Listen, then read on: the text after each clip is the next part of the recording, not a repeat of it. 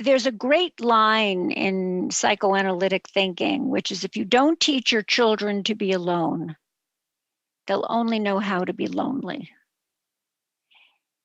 And it's worth just thinking about what that means. It comes originally from David Winnicott. It's a little bit of a tweak. If you don't teach your children to be alone, they'll only know how to be lonely. And what that line means is that if you can't be sort of content, kind of with yourself, quiet, not stimulated, not with a screen, not knowing who wants you, not knowing who's trying to reach you, not knowing what just happened to, well, today the news is Ted Cruz. So just use, dating where I am right now. Yeah. Not knowing what happened to Ted Cruz today, not knowing what happened to whoever tomorrow.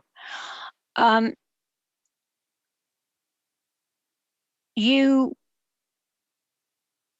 look to other people to tell you you're okay, to tell you who you are, because you don't quite know who you are just by yourself, which means you're dependent on other people to tell you who you are, and then you can't really form a relationship with them based on, well, who are they?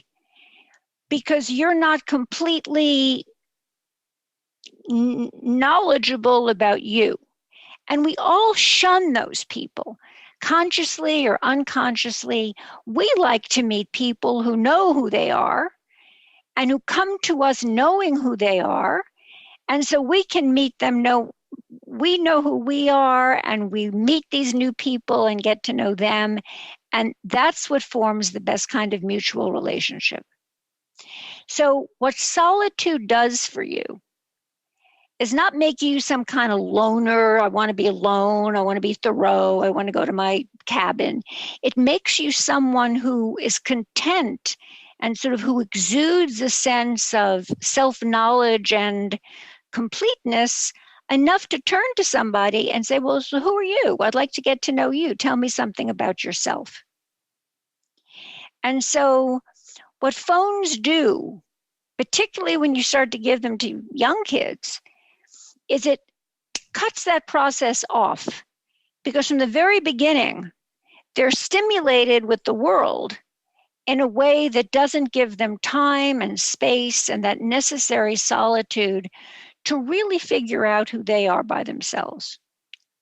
And if you're always looking at your screen, you really never turn to somebody else and say, so, what's with you? I mean, what's happening with you? Let me give you my full attention.